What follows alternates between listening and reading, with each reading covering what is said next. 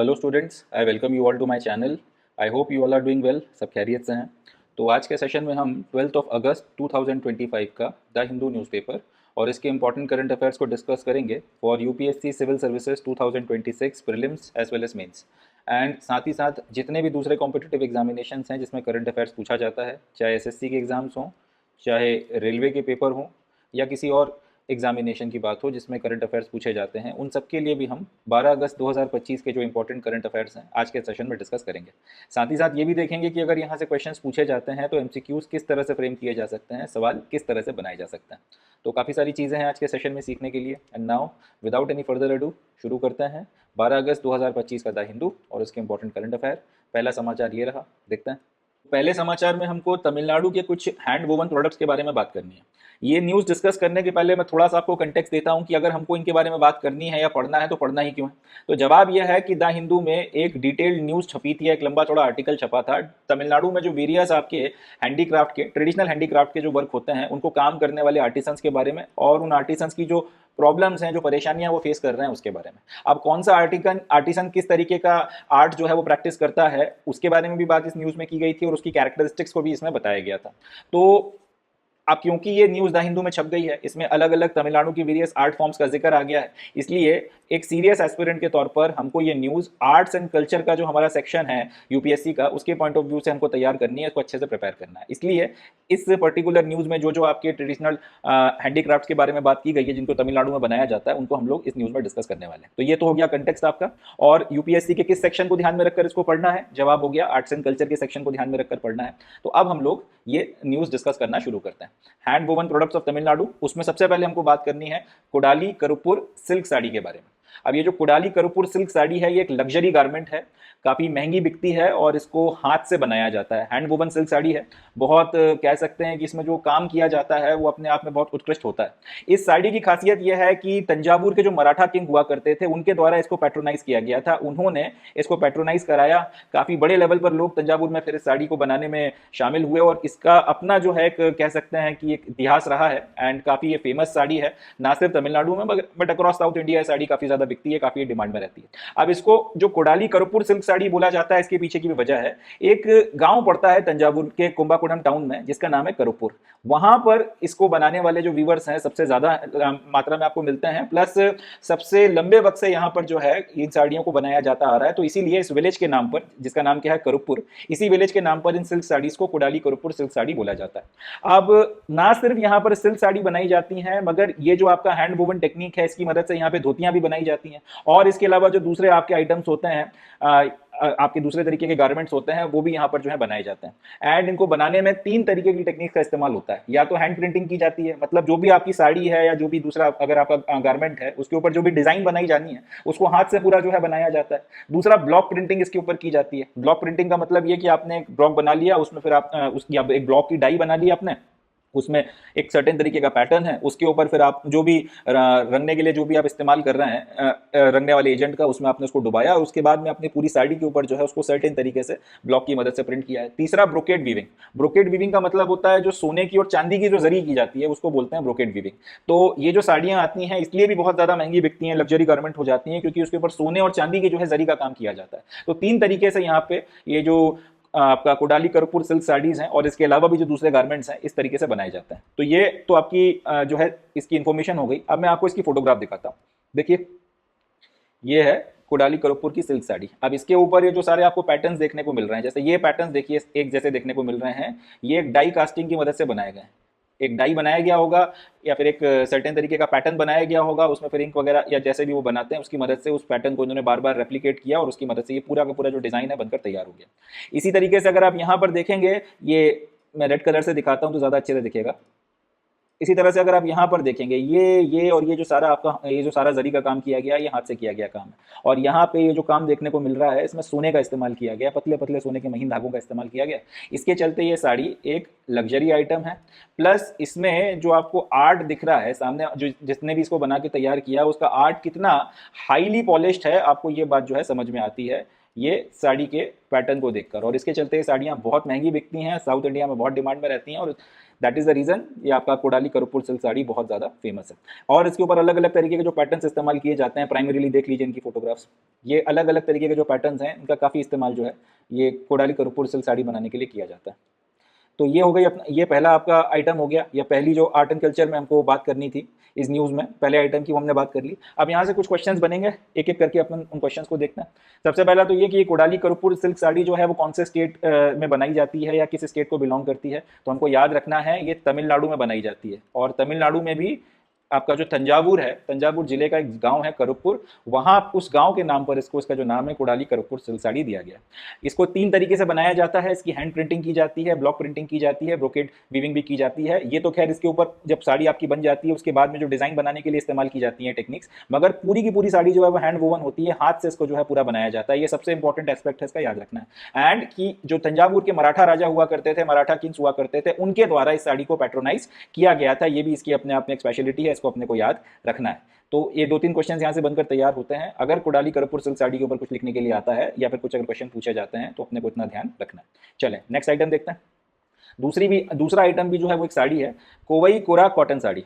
कोवई कोरा cotton sari, पहले मैं आपको फोटोग्राफ दिखाता हूं कि करुपुर से किस तरह से अलग होती है। देखिए ऐसा, अब यहाँ पर जो है उस तरीके से आपको पैटर्न्स या जरी का काम देखने को नहीं मिल रहा है, मगर इसका भी अपने आप में एक अलग फीचर है। ये देखिए, इसमें प्राइमरीली 1 या 2 कलर्स का इस्तेमाल किया गया है, यूनिफॉर्मिटी रखी गई है, इसमें जो है यूनिफॉर्मिटी रखी गई है, मगर जनरली इसमें जो है ब्लॉक्स बनाए गए हैं, अलग अलग डिफरेंट कलर्स जो एक दूसरे से कॉन्ट्रास्ट करते हैं उनका इस्तेमाल किया गया। और इससे ज़रा इसको कंपेयर करिए, करुपुर सिल्क साड़ी में जो है आपके पास यहाँ पे बेसिकली गोल्डन कलर का जो है एक बेस है या जरी का काम किया गया पूरा, उसके ऊपर फिर आपने अलग अलग पैटर्न जो है वो बनाए।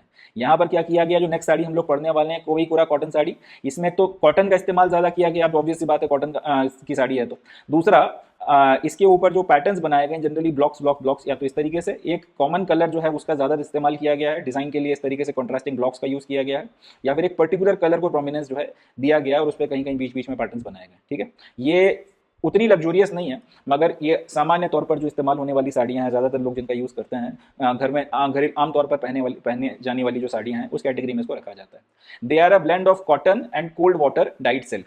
तो कोवई कोरा कॉटन साड़ीज़ की खासियत यह है कि इसमें ज़्यादातर जो है कॉटन का इस्तेमाल होता है, बट उसमें थोड़ा सा जो है आपका ठंडे पानी में जो सिल्क है जिसको डाई किया गया है उसको भी मिलाया जाता है। इन दोनों के ब्लेंड से जो रेशा तैयार होता है उससे फिर जो साड़ी बुनी जाती है वो आपकी कोवई कोरा कॉटन साड़ी होती है। याद रखिएगा, कोवई कोरा कॉटन साड़ी की खासियत क्या है, इसमें कॉटन प्राइमरीली जो है वो फैब्रिक के तौर पर इस्तेमाल होता है, बट साथ में आपका जो ठंडे पानी में डाई किया गया सिल्क है उसको इसके साथ में ब्लेंड करके जो रेशा बनता है उससे फिर साड़ी को बुना जाता है।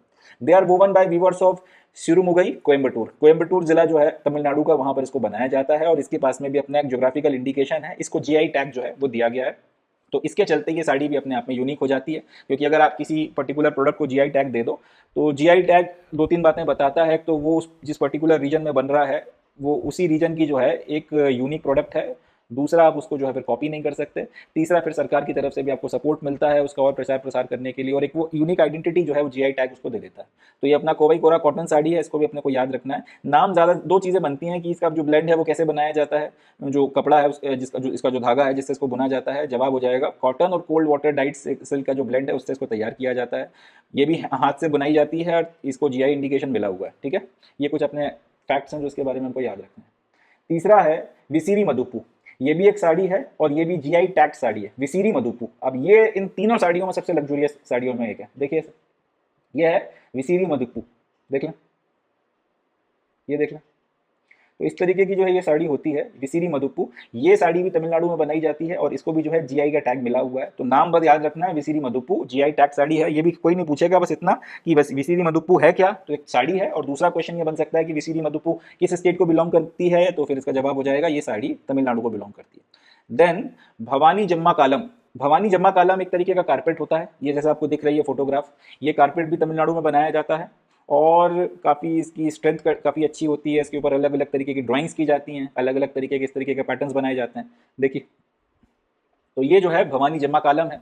भवानी जम्मा कालम एक आपका कारपेट है और ये भी तमिलनाडु में बनाया जाता है। तो ये 4 प्रोडक्ट्स के बारे में आपका जो न्यूज़ थी उसमें डिस्कस किया गया था। चारों जो प्रोडक्ट्स हैं मैंने आपके साथ में डिस्कस किए हैं। मुझे गट फीलिंग है कि यूपीएससी इनके ऊपर कोई ना कोई सवाल पूछेगी ज़रूर। 2026 के प्रीलिम्स में भी आ सकता है। इसके अलावा जो सीडीएस का पेपर होने वाला है, एनडीए का पेपर होने वाला है, सीएपीएफ का पेपर होने वाला है, या फिर इनफैक्ट इंडियन इंजीनियरिंग सर्विसेज का जो जीएस का पेपर होता है उसमें, या और भी जो दूसरे आपके अदर एग्जाम्स हैं जो यूपीएससी कंडक्ट कराती है जिसमें जीएस पूछती है, किसी ना किसी में ये आर्ट्स एंड कल्चर में ये क्वेश्चन ज़रूर पूछेगी, ऐसा मुझे गट फीलिंग है, तो उसको अच्छे से आप प्रिपेयर करिएगा।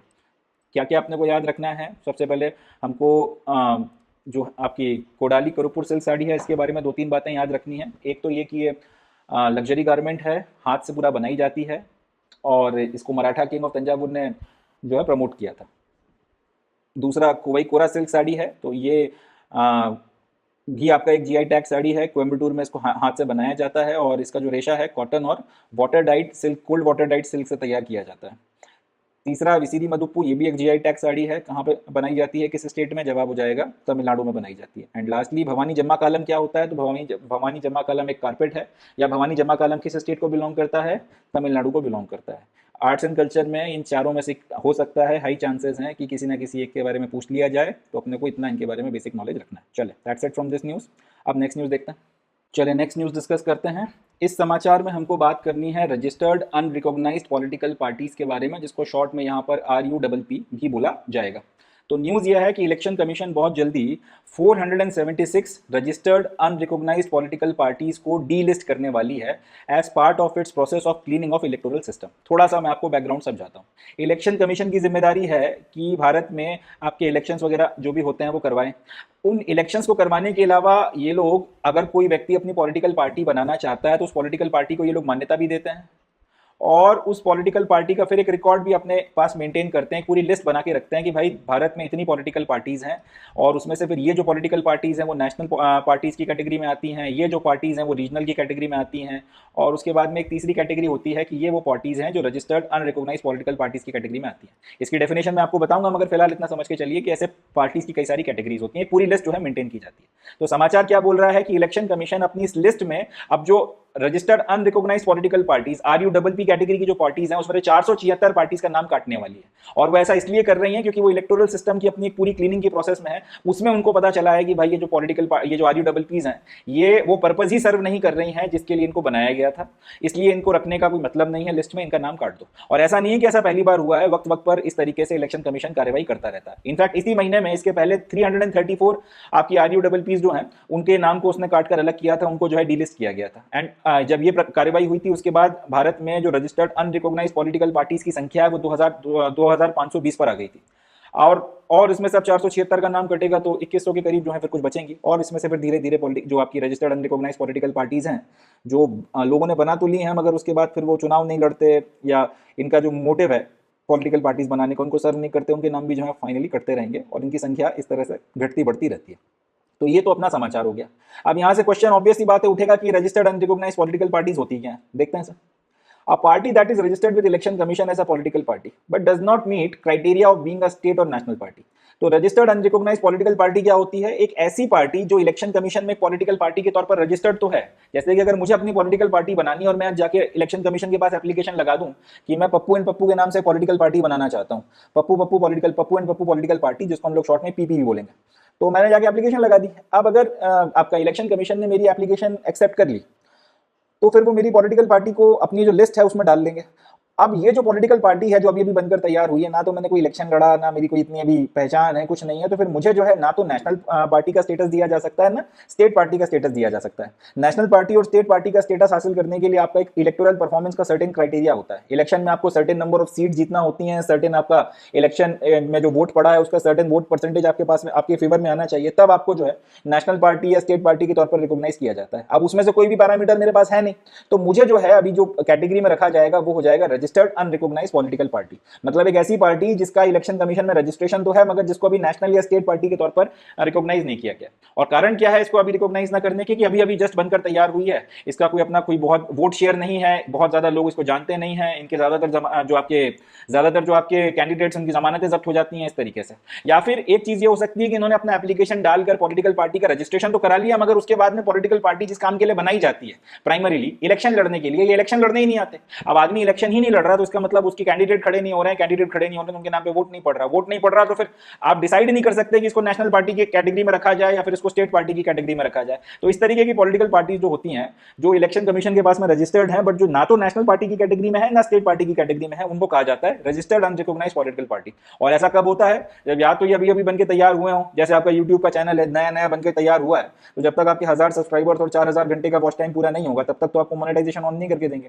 उसी तरीके की कहानी यहाँ पर है कि जब तक आप इलेक्शन नहीं, अभी अभी जस्ट रजिस्टर्ड हुए हो, तो आपको जो फिर है किसी भी स्पेसिफिक कैटेगरी में नहीं रखा जा सकता। दूसरा यह है कि जब तक आप क्राइटेरिया मीट नहीं करते, वही जैसे मोनेटाइजेशन का अपना एक सर्टेन क्राइटेरिया है, तो आपकी स्टेट पार्टी या नेशनल पार्टी बनने का भी एक सर्टेन क्राइटेरिया। अब आपके पास उतना वोट शेयर ही नहीं, आपको कुत्ता वोट नहीं डालता, पप्पू एंड पप्पू के नाम से पार्टी तो बना ली, पता चला कि घर वालों ने वोट नहीं दिया हमारे, ऐसी परिस्थिति है। तो अगर इनसफिशिएंट वोट शेयर है, तीसरा आप इलेक्शन ही नहीं लड़ते, आपने पॉलिटिकल पार्टी बना ली मगर आप इलेक्शन लड़ने ही नहीं उतरते, तो इन दैट कंडीशन आप रजिस्टर्ड अनरिकॉग्नाइज्ड पॉलिटिकल पार्टी की कैटेगरी में रहोगे। अब यहां से यक्ष प्रश्न उठता है कि भैया जब तुमने पॉलिटिकल पार्टी बनाई तो फिर इलेक्शन लड़ने के लिए बनाई होगी, अगर तुम्हें इलेक्शन लड़ना ही नहीं था फिर तुमने ये पॉलिटिकल पार्टी किस खुशी में बना के रखी है? तो इसका जवाब यह है कि एक कानून है जिसका नाम है रिप्रेजेंटेशन ऑफ पीपल एक्ट 1951। उसके तहत में यह लिखा हुआ है कि अगर कोई एसोसिएशन पॉलिटिकल पार्टी के तौर पर रजिस्टर्ड होता है तो उसको कुछ प्रिविलेजेस मिलते हैं, यानी कि एक सिंबल मिलता है जिसको के ऊपर वो इलेक्शन लड़ सकता है। अगर नेशनल पार्टी है तो पूरे देश में उसके सिंबल के ऊपर इलेक्शन, उसके उस सिंबल पर जो है इलेक्शन लड़ सकते हैं उसके कैंडिडेट्स। और अगर स्टेट पार्टी है तो जिस स्टेट में स्टेट पार्टी है उसमें उसके उस सिंबल के ऊपर कैंडिडेट्स इलेक्शन लड़ सकते हैं। ये सब चीजें होती हैं, मगर इसके अलावा इनको टैक्स एग्जम्पशन भी मिलते हैं, जो चंदा आता है वो सारी चीजें हैं उसमें आपको टैक्स एग्जम्पशन भी मिल जाता है। तो कई चतुर लोग ये करते हैं कि पॉलिटिकल पार्टी बना लेते हैं, पॉलिटिकल पार्टी बनाकर अपना ही पैसा जो है पॉलिटिकल पार्टी को दान कर देते हैं और दान करके उसमें से भी टैक्स एग्जम्पशन ले लेते हैं। इस तरीके की हरकतें करने के लिए भी पॉलिटिकल पार्टीज वगैरह बनाई जाती हैं। तो इस चीज के चलते कई बार लोग पॉलिटिकल पार्टी बना के बैठ जाते हैं। अब उनका जो कोई ऑफिस नहीं होता, कोई कार्यालय नहीं, कोई वर्कर नहीं, कुछ नहीं, वो बस ऐसी नाम की पॉलिटिकल पार्टी है और उससे ऐसे टैक्स एग्जम्पशन वगैरह जो है लेते रहते हैं। इस तरीके की हरकतें करने के लिए भी ये काम किया जाता है। हालांकि ये डीलिस्टिंग क्यों की जा रही है, या फिर ये डीलिस्टिंग ऐसा नहीं है कि आप पॉलिटिकल पार्टी बना के बैठ गए और आप इलेक्शन नहीं लड़ोगे और आप टैक्स का बेनिफिट उठाओगे और फ्रॉड करोगे और देश को पता नहीं चलेगा। इसके भी अपने कुछ नियम कायदे बने हुए हैं। पॉलिटिकल पार्टीज के रजिस्ट्रेशन की अपनी कुछ गाइडलाइंस हैं। इसमें यह कहा गया है कि अगर एक पॉलिटिकल पार्टी जिस दिन रजिस्टर हुई थी उससे 6 साल तक कंटिन्यूअसली, जिस दिन रजिस्टर हुई थी उसका लगातार कंटिन्यूएशन में जो 6 साल का पीरियड है उसमें एक भी इलेक्शन ना लड़े, उसमें इलेक्शन लड़े ही नहीं, तो इन दैट कंडीशन उसका नाम जो है पॉलिटिकल पार्टी के तौर पर काटा जा सकता है, या एक रजिस्टर्ड पॉलिटिकल पार्टी की जो लिस्ट में उसका नाम डला है उसको डिलिस्ट किया जा सकता है वहां से। तो ऐसा नहीं है कि इस तरीके का टैक्स फ्रॉड करने के लिए आप पॉलिटिकल पार्टी बना के बैठ गए और अपना जो काला धन है वो अपने आप को, अपनी पार्टी को दान कर करके बचे जा रहे हो, ऐसा नहीं होता। इन पे भी नजर रखी जाती है और अब वही क्लीनिंग अप का जो प्रोसेस है टाइम टू टाइम चलता है। इलेक्शन कमीशन अब जिसको पकड़ती है, पप्पू एंड पप्पू पार्टी हो गई मेरी, या फिर इसी तरीके की जो दूसरी आपकी पॉलिटिकल पार्टीज हैं उनको पकड़ा जाता है जो फ्रॉड करते हुए पाए जाते हैं, या फिर जब पता चलता है कि 6-6, 8-8, 10-10 साल से इलेक्शन नहीं लड़े उसके बाद उनका नाम काट दिया जाता है। तो ये कुछ बातें हैं रजिस्टर्ड अनरिकॉग्नाइज्ड पॉलिटिकल पार्टीज के बारे में जो अपने को ध्यान रखनी है। यहीं से क्वेश्चन मैं आप लोगों से पूछता हूँ कि नेशनल पार्टीज और आपका जो स्टेट या रीजनल पार्टीज होती हैं, इन पार्टीज के तौर पर रिकॉग्नाइज करने के लिए क्या पैरामीटर्स या क्या क्राइटेरिया हैं, आप लोग मुझे बताइएगा। चलें, that's it from this news. Next news देखते हैं, नेक्स्ट न्यूज़ डिस्कस करते हैं। अब इस समाचार में हमको जो नया इनकम टैक्स बिल सरकार लेकर आ रही है इसके बारे में बात करनी है। तो न्यूज़ यह है कि लोकसभा ने जो रिवाइज्ड इनकम टैक्स बिल 2025 है उसको पास कर दिया है, एंड अब इस बिल को राज्यसभा के पास में भेजा जाएगा पास होने के लिए। एक बार जब राज्यसभा से पास हो गया तो फिर ऑब्वियसली बात है प्रेसिडेंट के पास में जाएगा, एंड जिस दिन प्रेसिडेंट का एसेंट मिलेगा उस दिन ये बिल बन जाएगा नया कानून, और जिस दिन ये बिल नया कानून बनेगा उस दिन ये कहलाएगा इनकम टैक्स एक्ट 2025।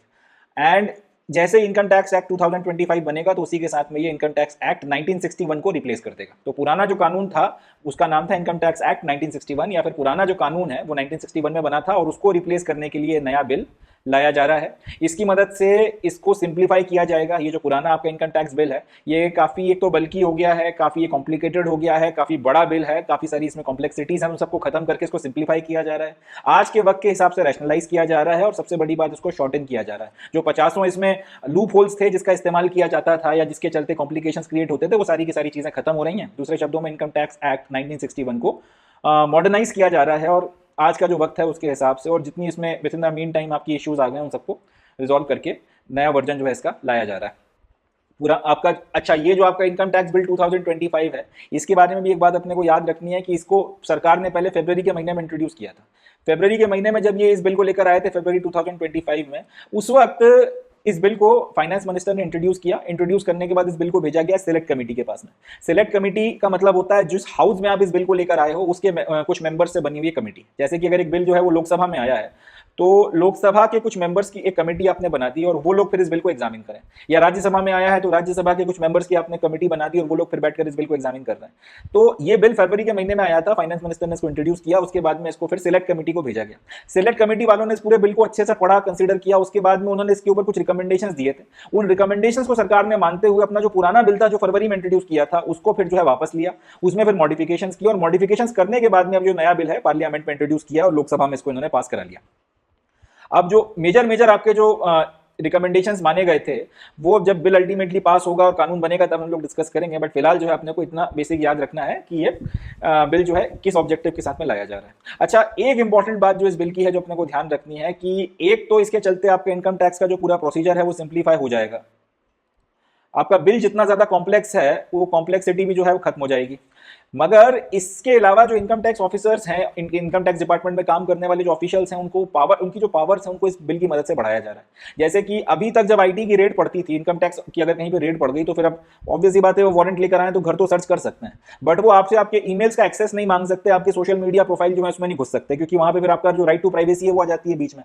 तो अब जो है ये इनकम टैक्स बिल जो है वो अलाउ करता है कि अगर आपके घर पे सर्च ऑपरेशन चल रहा है तो उस सर्च ऑपरेशन के दरमियान इनकम टैक्स ऑफिसर्स के पास में ये पावर है कि चाहे आपकी इच्छा हो चाहे आपकी इच्छा ना हो, वो आपके ईमेल्स को एक्सेस कर सकते हैं, आपके सोशल मीडिया अकाउंट्स को एक्सेस कर सकते हैं, और वहां पर भी अगर उनको कुछ लगता है, कुछ इंफॉर्मेशन ऐसी लगती है जिससे पता चले कि कोई टैक्स वायलेशन हो रहा है, तो फिर उस चीज के लिए उसको जो एक सबूत के तौर पर रखा जा सकता है। सबूत के तौर पर उसकी भी जो है उसकी कस्टडी कह लें, उसका जो एक डिजिटल आपका रिकॉर्ड जो है वो अपने पास में रख सकते हैं। ये सबसे इंपॉर्टेंट आप कह सकते हैं जो पॉइंट इस पर्टिकुलर बिल में है, या फिर इस तरह से कहना चाहिए कि ये इस बिल में जो आपके ड्रास्टिक मॉडिफिकेशंस किए जा रहे हैं, जो रिवॉल्यूशनरी किस्म के चेंजेस लाए जा रहे हैं, उसमें से एक रिवॉल्यूशनरी चेंज ये पर्टिकुलर पावर भी जो है जो इनकम टैक्स ऑफिशियल्स को दिया गया। इसके ऊपर हाई तौबा भी काफ़ी मजा है। जो अपोजिशन वाले हैं वो बोल रहे हैं कि इसका इस्तेमाल करके एकदम आप हर जगह घुस रहे हैं, ये प्राइवेसी का बहुत ज़्यादा उल्लंघन है, ऐसा नहीं किया जाना चाहिए, और इसका इस्तेमाल कर हरासमेंट किया जा सकता है, ब्लैकमेल किया जा सकता है, दूसरी आपकी पर्सनल इन्फॉर्मेशन एक्सेस की जा सकती है। बहरहाल डिबेट चल रही है, अब देखते हैं इस पर आगे क्या निकल कर आता है, और फाइनली जब कानून बनेगा तभी पता चलेगा कितना मिसयूज हो रहा है, कितना यूज हो रहा है, बट फिलहाल ये हकीकत है और ये जो है पर्टिकुलर चीज़ें इस कानून में डाली जा रही हैं। तो इतना याद रखना है कि जो नया इनकम टैक्स बिल आ रहा है ये किस बिल को रिप्लेस कर रहा है, जवाब हो जाएगा इनकम टैक्स एक्ट 1961 को रिप्लेस कर रहा है, एंड इसकी मदद से आईटी ऑफिशियल्स की पावर बढ़ाई जा रही है। अब वो आपके रिसर्च ऑपरेशंस के वक्त में आपके सोशल मीडिया के अकाउंट हों चाहे आपके ईमेल्स हों, उनको भी फोर्सफुली एक्सेस ले सकते हैं, उसमें ब्रेक इन कर सकते हैं। चलें नेक्स्ट न्यूज़ देखते हैं। में हमको तलाक हसन के बारे में बात करनी है। तो समाचार यह है कि सुप्रीम कोर्ट में तलाक हसन के खिलाफ में कुछ पिटीशंस लगाई गई थी। अब 19 नवंबर की डेट जो है कोर्ट ने डिसाइड करी है, 19 नवंबर को सुप्रीम कोर्ट वो सारी पिटीशंस जिन्होंने ये तलाक हसन की पूरी प्रैक्टिस है इसके खिलाफ जो पिटीशंस लगाई गई हैं उनको सुनने का फैसला किया है। 19 नवंबर को कचहरी बैठेगी और वो लोग फिर इसका पूरा जो मैटर है वो सुनेंगे।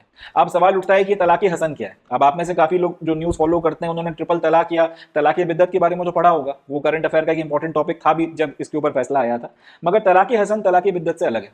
तलाक बिद्दत में ये होता था कि आपने 3 तलाक जो है खड़े खड़े बोल दिए, इंस्टेंटली जो है आपने तलाक तलाक तलाक बोल दिया, और जैसे ही आपका तीसरा तलाक बोला वैसे ही आपका तलाक हो गया, डिवोर्स हो गया, खेल खत्म।